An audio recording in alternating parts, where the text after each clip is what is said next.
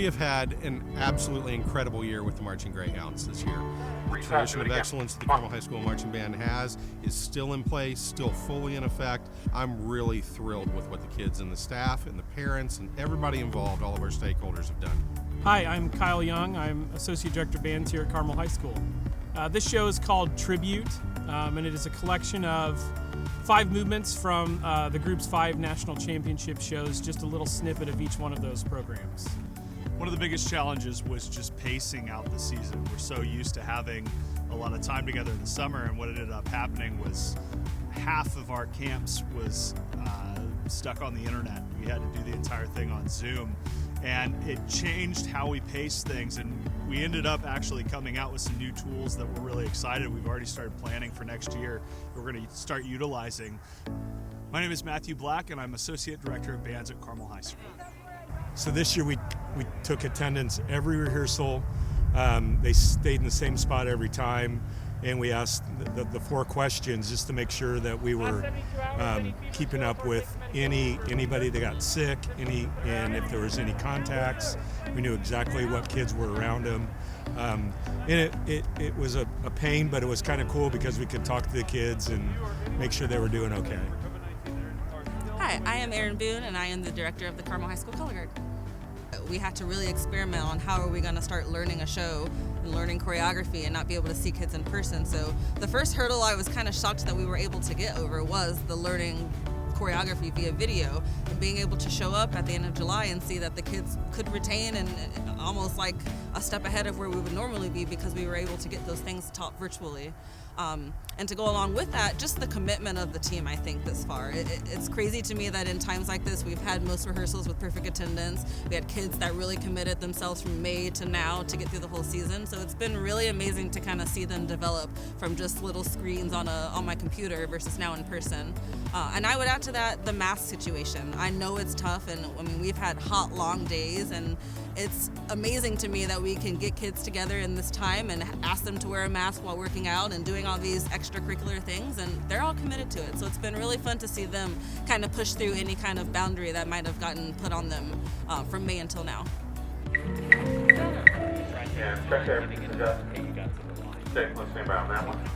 Checking and adjusting is something that the Carmel High School Marching Band hears constantly. It's a phrase that we use literally in rehearsals just to tell the kids to check what happened, adjust to what it should have been, and then come up with their own individual plan of figuring out how to fix things in rehearsal. This season has had a tremendous amount of checking and adjusting for this group. We've had to adjust virtually every process that we have, from how we enter rehearsals, from what we're doing during rehearsals, what we're wearing with masks and things. We've had to check what's happening and adjust what we're doing to accommodate what's going on with the pandemic all the way through the entire fall. And these kids have risen to that occasion. So for us, obviously, there's been many things with groups across the country that have had to change the way that we do things just to deal with the situation that we've been dealt. For us, for Carmel Bands, one of the things that we're kind of known for is the way that we create sound and the way that we create balance and tuning. And a lot of that normally for us would happen in our band room with all 290 musicians standing in the room together, singing a lot, using the harmony director, just trying to really get into our sound in sort of that encapsulated room. And not being able to do that, obviously, with the situation where we're having to rehearse pretty much everything in groups of 15 to 20 kids, but still trying to teach those concepts has been a challenge. 2018's Voyage to Valhalla, really epic beginning to the show that we felt like we really wanted to have in it. The second movement is from our 2017 Serenity show, Arvo Part's Meditation from Thais, just a beautiful, beautiful ballad that we wanted to reuse.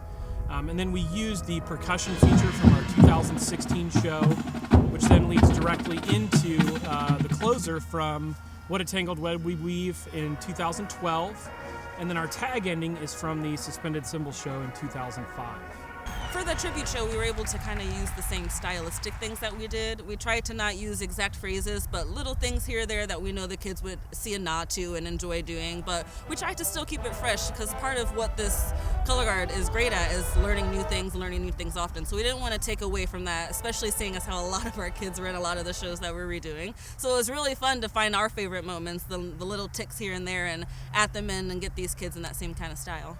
In the long run, with our older students who knew already the concepts, being able to have them be leaders in those situations, and I think it allowed those students to step up even farther than they normally would, to try to help the younger students understand what we would mean when we would talk about depth of sound or sonority or overtones and things like that.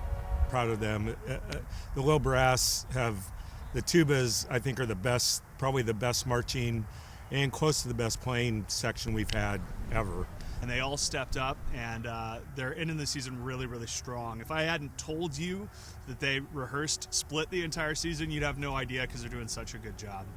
The most special thing for me has been getting to go through the 2005 show that I got to perform, particularly the end of the show, and the feeling that I felt as a 17-year-old ending at Grand Nationals, that final tag ending where the guard went to the peace sign, getting to see that this evening and getting to see it the first time we put it on the field was one of those just surreal goosebump moments, and it's been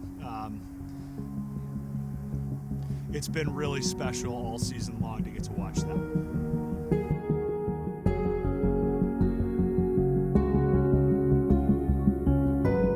We are running our 8th annual car raffle. I challenged the kids really early on to max out our ticket sales at a higher number than what we have ever had. I told them that I would dye my hair and beard blue when that happened, and those kids have risen to that challenge. And obviously I'm sitting here today with blue hair and blue beard and blue eyebrows.